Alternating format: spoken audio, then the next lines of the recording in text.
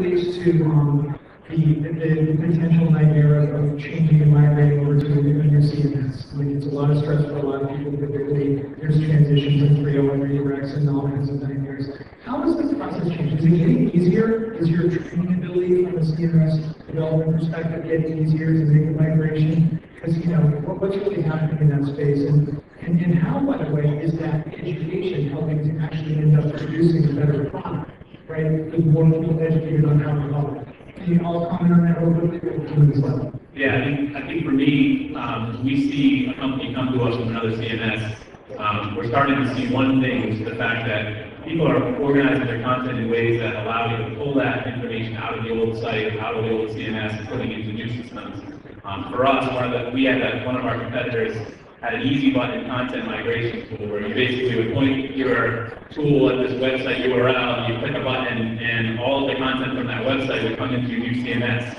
And I was like, wow, wouldn't that be fantastic if we could just have this easy button that we push when we want to migrate our website from our old CMS, which might be Dreamweaver and, you know, whatever other systems, and get it into this new CMS. So I think it's a big challenge today because what we're seeing now is, you know, the life cycle of a website is about 2 to 3 years. And whenever somebody builds a new website, they also take the opportunity to maybe entertain CMS. And so even though the CMS may be perfectly positioned and do really well, the marketing team might say, hey, it's time for a change. So when we see that happen, we recognize the fact that if we can get the content into our system a lot faster and a lot easier with specific tools, we're going to be a little bit more successful. And then the history of these migrations from CMS to CMS is helping us build better tools to make that process easier. We can put any website in our CMS.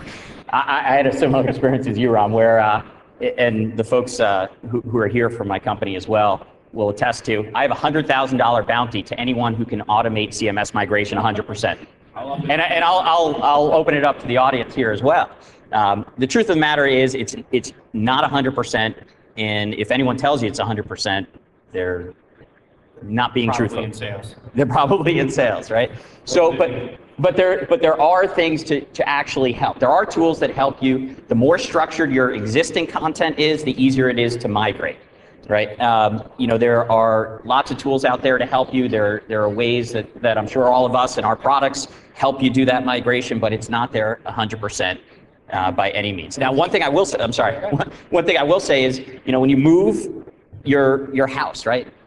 Use it as you don't pack up garbage, right? You use that as an opportunity to prune your content, prune your site, because that makes it absolutely so much easier of an effort. I probably say more than 50% of all content during those migration processes should be tossed. Yeah. And it's a time to add to content at the same yeah. time. That's when it's time to build out a personalization model, right? One thing I always find interesting is when you migrate up to a new platform, and I have it's the same content. This is your time to create new content, new exciting content. It's also your time to think about what content meets certain visitor segmentations, what content targets to different groups using my website as a tool. This is the opportunity to use that migration process to audit content, but also build upon that content. So it's kind of like that silver lining, and I know none of our answers was that easy button, but it is that nice silver lining that you get when you do that migration. Do you have an easy button? No, I was going to say that this is a standard migration story. You sit in a room with they're ready to go, typically when they start talking about migration. And all along, some of us, you know, sales cycles are months in some cases. And all along this process, they've been telling you what they don't like about their website. You know, this is structured wrong. This is in the wrong place. The calendar doesn't look like I want. This is why we need a content management system. We want to change all that. And at the very end, it makes it help. But can you dump it all that in? Yeah. And that's really the migration problem. It's not a technical problem. If you actually use like the way everything's organized today, you like what your URLs look like, you like the page titles, and all the other stuff, you can move that all in. I would imagine any one of these, you know, you're going to be able to dump it in. What really is the effort in migrating content is retitling, naming things, restructuring things, and often overlooking them. You can filter even things like bad use of font tags pretty easily these days.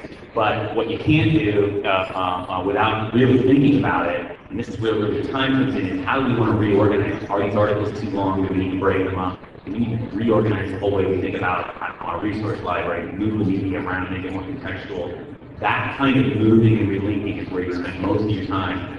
and sort of after you've migrated everything, it's already consistent, now you're just using these back out to fill up the pages and the structure that you want. So listen, on behalf of Joe, Vern, Ron, and Brett, I want to thank everybody for listening, and hopefully you're a little bit wiser, smarter, and faster in your thinking with regards to CMS. Thanks a lot, guys. Thank you.